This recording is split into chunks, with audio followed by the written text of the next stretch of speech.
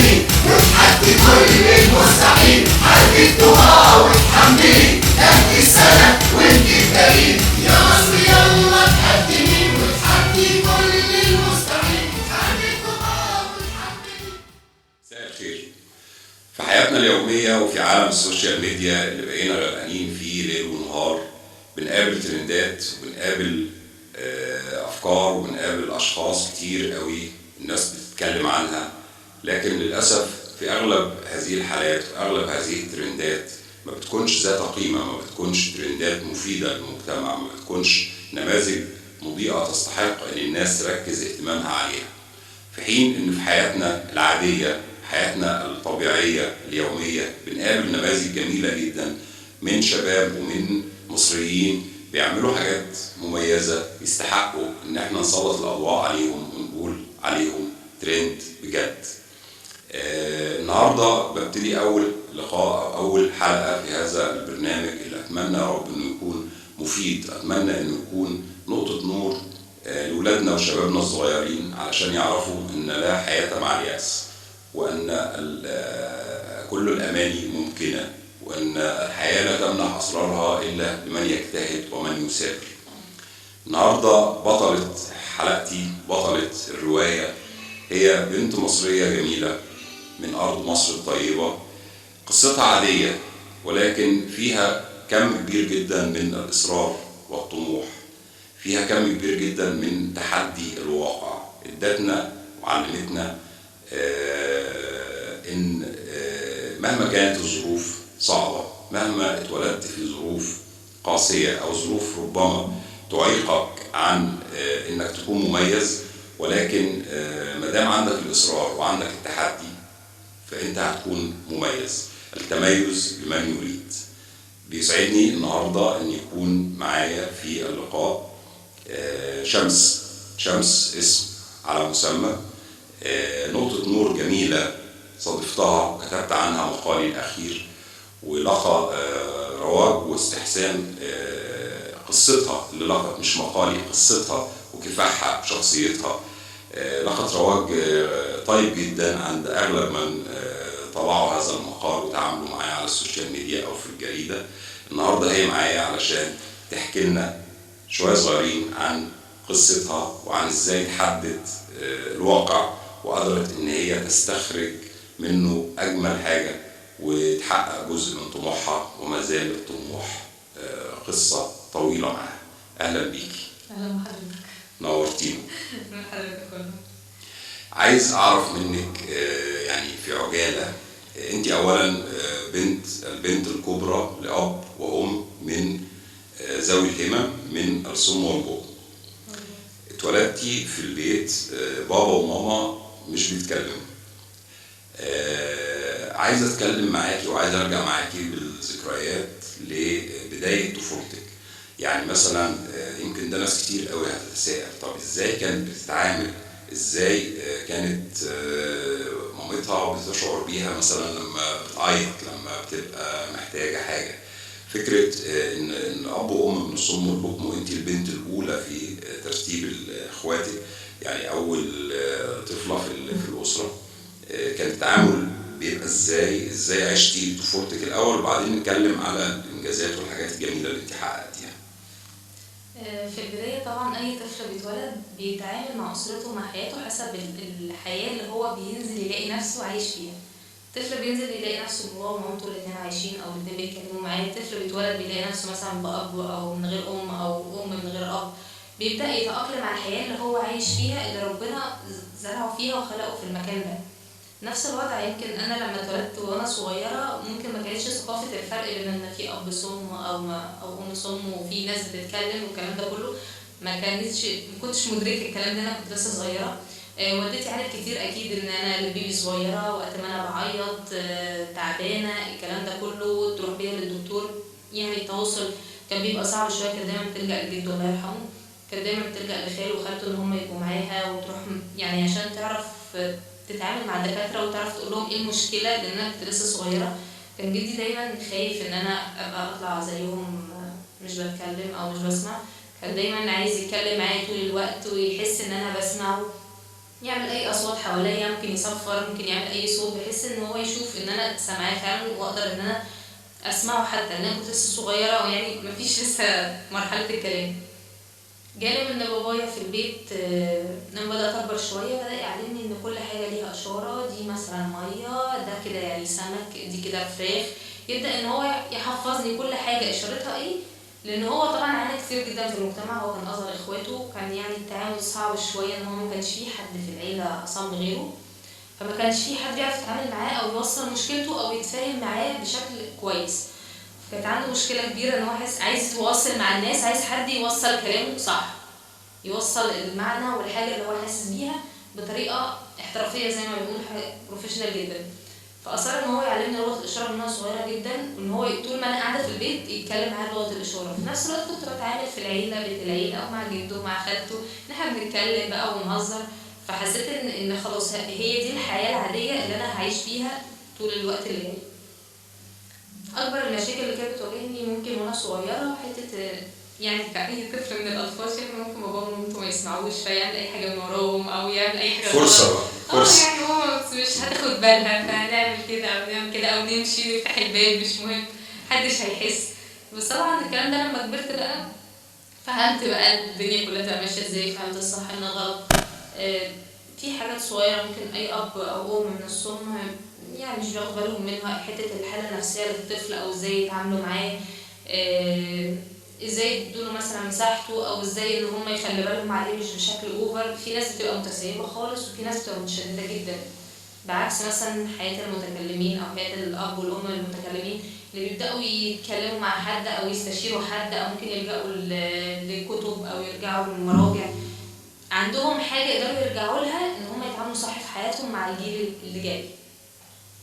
تمام. انا اعرف من الحدوته الجميله بتاعتك انك اتقنتي لغه الاشاره في سن صغير جدا، وانك وصلتي وانت في مرحله عمريه يعني متقدمه انك بتترجمي الحلقات بعض افلام الكرتون لزمايلك او في جمعيه من جمعيات الصم والبكم.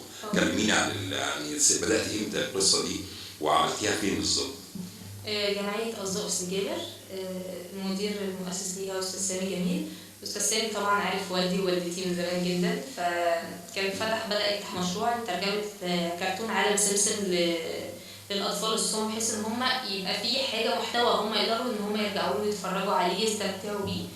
ولجأ فعلا لأولاد الصم لأن هم أكتر ناس بيبقوا متعايشين مع الصم وبيبقوا خلاص اكتسبوا لغة الإشارة من هم صغيرين، إن مفيش أي طفل متكلم هيبقى بيعرف لغة الإشارة في السن ده. فكنت انا ومجموعه كتير من زمايلي ورحنا فعلا الجمعيه وترجمنا الكرتون. طبعا كان عندك كام سنه يا كان عندي 6-7 سنين. 6-7 سنين بتترجمي، بتقفي قدام الاولاد الصم والبكم وبتترجمي. ده ايه في شخصيتك؟ فكره انك تقفي قدام جمهور لاول مره في حياتك وانت عندك 6 سنين، ومش جمهور عادي، جمهور يعني عنده ملكه معينه وهتكلميه بلغه مختلفه تماما عن اللغه اللي احنا بنعرفها. ده لك ايه في شخصيتك من الصغر؟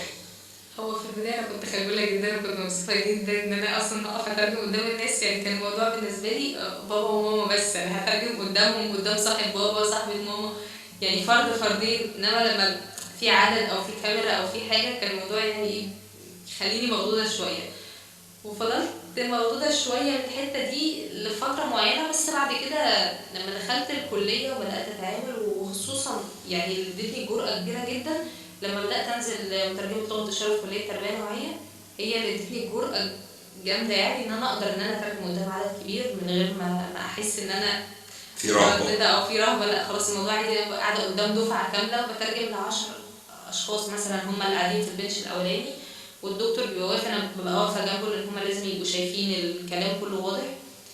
فدي اللي كسرت بقى الحاجز خالص، يعني كل ما كنت بكبر كل ما كان الموضوع بيقل شويه، بس دي بقى كان اكبر حاجه. جميل. يعني ده بالنسبه للغه الاشاره انت اتقنتيها من سن صغير جدا لغايه ما وصلتي انك بقيتي مترجمه محترفه على اعلى مستوى النهارده. انا عارف ان عندك خطوط كتير كمان، في خطوط الطموح، يعني انت زي اي بنت عاديه كملت دراستك من اعدادي من ابتدائي لاعدادي بنجاح، ثانوي علم رياضه، دخلتي كليه التربيه الرياضيه وتخرجتي منها سنه 2019 اعتقد. خلصت دراستك الجامعيه، مفيش حاجه عطلتك. الى جانب ده كان عندك نشاط رياضي مميز جدا، ابتديتيه من سن صغير، اضافه الى انك كنت كمان بتشتغل من بدايه دخولك الجامعه، معتمده على نفسك، بتحاولي تثبتي وجودك. كلمينا عن ده، لان اعتقد ان اولادنا وشبابنا الصغير محتاج يسمع ده، محتاج يعرف ان في فعلا ناس بتعتمد على نفسها من سن صغير قوي، وبتحاول تثبت وجودها حتى لو هي مش محتاجه للماده، ولكن هي عايزه تثبت ان هي رقم مميز في الحياه. احكي لي الحدوته من اول ما خلصنا ثانوي عام مثلا لغايه ما خلصنا جامعه. بعد ما خلصت ثانوية عامة دخلت كلية تربية رياضية. طبعا كانت فرحة حياتي، لأن أنا كنت من وأنا صغيرة بلعب هاندبول في المدرسة وبطلع مسابقات، وحققت فيها إنجاز كويس. كنت حاسة إن المجال الرياضي يعني هيساعدني كتير جدا في حياتي اللي جاية. دخلت سنة أولى وكنت حاسة إن أنا تايهة شوية، لأن طبعا جانب ده في حياتي إن مفيش حد مثلا أكبر مني بسنة أو بسنتين يقدر إن هو يقولي خلي بالك من كذا أو اعملي كذا أو خلي بالك من زمايلك أو إيه الأفضل أو إيه الأوحش. ما كانش فيه التوعية دي عندي قوي، فكنت دايما بخوض التجربة، وهي اللي كانت بتعلمني بقى، وهي اللي كانت بتثقلني من جوايا بقى كل الحاجات الصح والغلط والمفروض اعملها واللي مش المفروض اعملها. دخلت الكلية، خلصت سنة أولى، وكانوا معلقين على باب الكلية إن في نشاط صيفي يعني للأطفال، فكنت بفكر إن أنا أجيب أخويا. ودخلت الأمين الكلية، اتكلمت معاه فقال لي طب أنت ليه ما تشتغليش أنت كمان في النشاط الصيفي؟ كنتش أعرف إن هو متاح إن الطلبة يشتغلوا فيه. طلعت إن الكلية لأ، بتوفر الموضوع دوت للطلبة بتوع الكلية إن هم يشتغلوا في النشاط الصيفي، تبقى بمبلغ رمزي بس قصاد إن هو يستفيد ويتعلم ويبقى عنده خبرة عملية يقدر إن هو ينزل يشتغل في أي مكان. وعن طريق الكلية وعن طريق الشغل ده في النشاط الصيفي تعرفت على مدربين، والمدربين هم اللي رشحوني ان انا اشتغل في نادي كبير في اسكندريه. ورحت فعلا عملت انترفيو، ومن بعد ما خلصت سنه اولى وانا اتعينت في النادي واشتغلت. قعدت اشتغلت هناك 6 سنين في مجال التوجيه الرياضي للاطفال الصغيره من سن 3 ل 6 سنين، وحبيت المجال جدا جدا جدا، وحبيت الشغل مع الاطفال. اشتغلت معاهم في الالعاب القوه والالعاب الصغيره، لان طبعا الطفل في السن ده مش بيبقى ليه، مش بيتعلم تكنيك. يعني الطفل في السن ده مجرد ان هو بياخد العناصر اللياقه البدنيه كلها بشكل مبسط، كل الالعاب البسيطه بيبدا ان هو ياخدها علشان بس يحسن مستواه في الرياضه. وخلصت اشتغلت في نادي سبورتنج، وقعدت بقى جنب كده. يعني فضلت ان انا ما بين الكليه وما بين النادي وما بين ان انا اشتغل في النشاط الصيفي. كنت بحاول ان انا استمر فيه كل سنه، غير الشهادات اللي كنت باخدها من الكليه والدورات. سنه ثالثه اتخصصت تخصص سباحه، ومن وقتها بدات ان انا اخد دورات وان انا انزل اشتغل في مجال السباحه اكتر، وده ساعدني كتير جدا طبعا ان انا بعد ما اتخرج ان انا الاقي فرصه شغل في مجال السباحه. وجنب كل ده طبعا انا ما سبت شغلة الاشاره، كنت طبعا مهتميه بيها، بس بجانب والدي ووالدتي وصحابه لو في حاجه ضروريه في الجمعيه كنت بروح لهم، بس ما كانش بشكل مستمر لان طبعا مواعيد الكليه كانت ضغطاني جدا، ما بيبقاش في وقت فاضي كتير. طيب ده خط تاني كده تفوقتي وتميزتي فيه، الى جانب لغه الاشاره في كمان نشاط رياضي وتفوق، الى جانب الدراسه اللي انهيتي دراستك الجامعيه بشكل مميز. 3 خطوط كمان ما سكتتيش، لا ده انت اخترعتي وابتكرتي واقتحمتي مجال جديد عليكي، برضو عايزك تكلميني عليه. واضح ان انت متعدده المواهب، يعني فكره التصوير، مجال التصوير. انت النهارده شمس المصوره، يعني معروفه في اسكندريه بالاسم ده، وبقيتي من المصورات الفوتوغرافيا الكويسين والشاطرين والمعروفين في اسكندريه في وقت قصير، اضافه الى الخطوط الثانيه اللي كنت بتشتغلي فيها في نفس التوقيت. فكلميني كمان عن فكره او توقيت او ليه دخلتي المجال ده، وناويه ايه طموحاتك فيه، يعني ناويه على ايه كمان فيه؟ بعد ما خلصت سنة تالتة أو رابعة كلية بالظبط، يعني أنا كنت حابة موضوع التصوير، بس كنت مقتصرة على موضوع التصوير بالموبايل، إن أنا أصور لاندسكيب أكتر حاجة، مش يعني ما كنتش مقتنعة أوي إن الموبايل يصور أشخاص بطريقة كويسة. بدأت إن أنا أصور لاندسكيب مثلا وردة أو عليها نحلة أو بحر، كنت عشان بحب البحر جدا كنت بصور البحر كتير. لقيت إن أنا الصور اللي بصورها بنزلها على النت أو ده اصلا ان الصور دي متصوره بالموبايل، او الصور دي لا اكيد بالكاميرا، او اكيد انت صورتي الصور دي ازاي.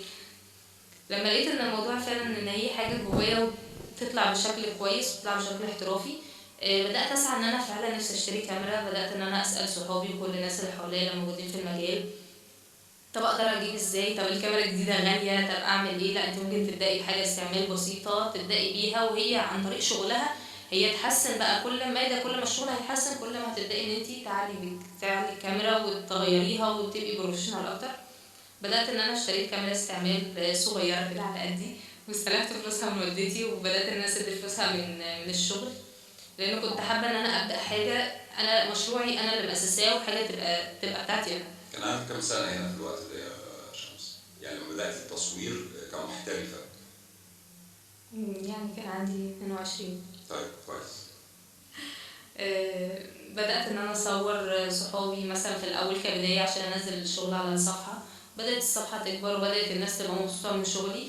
البنت شغلها في المجال هو صعب وسهل، سهل وممتنع. صعب شوية عشان في وسط شباب كتير جدا بيصوروا، ممكن تواجدها في أي مكان بتصور فيه سواء على البحر أو في أي لوكيشن. بيبدأوا إن الولاد يتنمروا بحيث إن هو إيه، البنت أكيد مش هتطلع شغل أحسن مننا، إحنا هنطلع شغل أحسن منها، الكلام ده كله. بس في نفس الوقت نسبة 80% من الناس اللي بتحب تتصور بتحب ان هي تلجأ لبنت كحفاظا على الخصوصية. في ناس كتير مش بتحب ان الصور تنزل على البيج او تتشهر على الفيسبوك. في ناس ما بتحبش ان يبقى في شاب يطلع على الصور دي خصوصا لو منتقبة. فبيبقوا مرتاحين ان في بنوتة موجودة معانا، بيبقوا واخدين حريتهم. فالموضوع بقى افضل، والحمد لله الموضوع تطور معايا بشكل سريع، وقدرت ان انا اغير كذا كاميرا في وقت قليل جدا. الحمد لله معايا كاميرا بروفيشنال يعني دلوقتي، وبصور بيها شغل احترافي وشغل متميز جدا. طموحاتك بقى في المجال ده دلوقتي، انت عندك 3 حاجات اضافه الى شهادتك الجامعيه. انت مدربه لغه اشاره، والمجال الرياضي كمان انت يعني مميزه فيه، ومجال التصوير. هل انت ناويه تكملي في التصوير بس، ولا عندك طموحات تانية جديدة خالص بعيد عن ال3، ولا هتركزي على مجال واحد بس من ال3 دول؟ هو كان في كذا حاجة في دماغي كان نفسي أحققهم الصراحة. أنا كانت أول حاجة في دماغي كان نفسي جدا نبدأ ننشر للصوم المجال الرياضي. لما اتعاملت مع الطلبة في الكلية بدأت أفهم دماغهم وأفهم حياتهم وأفهم دنيتهم ماشية إزاي.